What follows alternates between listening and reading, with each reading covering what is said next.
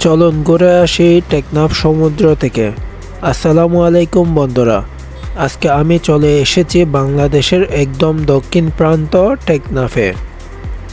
আর আমার পেছনে যে অসাধারণ দৃশ্যটা দেখছেন, এটা টেকনাফ মেরিন ড্রাইভ সড়কে। আজকে আমি হাঁটছি টেকনাফ মেরিন ড্রাইভ এর রাস্তা ধরে।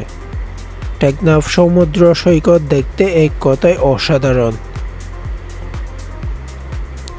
টেকনাফের সমুদ্র এতটা শান্ত, যেখানে এলে নিজেকে যেন খুঁজে পাওয়া যায়। কক্সবাজারের মতো ভিড় নেই, কিন্তু সৌন্দর্য একটুও কম না।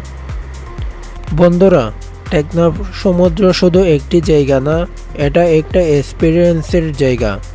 যারা প্রকৃতি ভালোবাসেন, যারা শান্ত পরিবেশ হারিয়ে যেতে চান, তাদের জন্য পারফেক্ট একটা জায়গা হচ্ছে টেকনাফ সমুদ্র সৈকত। প্রতিদিন সমুদ্রের বুকে ভেসে পড়ে অসংখ্য নৌকা। জীবিকার টানে সমুদ্রের গভীরে পাড়ি দেয় জেলেরা। তাদের জীবন সংগ্রামের গল্প যেন জড়িয়ে আছে প্রতিটি ঢেউয়ের সাথে।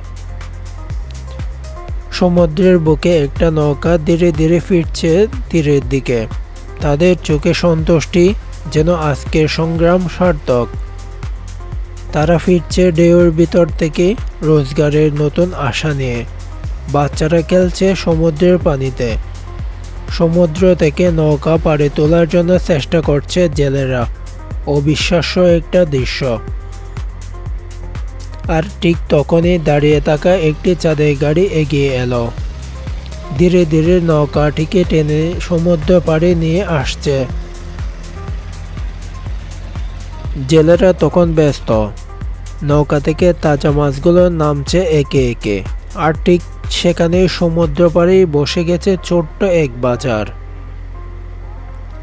তাজা মাছের গন্ধ, মানুষের হাঁক ডাক, জায়গাটা যেন এক জীবনের ক্যানভাস।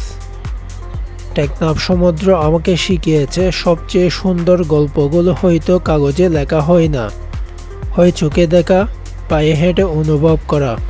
সবাইকে ধন্যবাদ সাথে থাকার জন্য।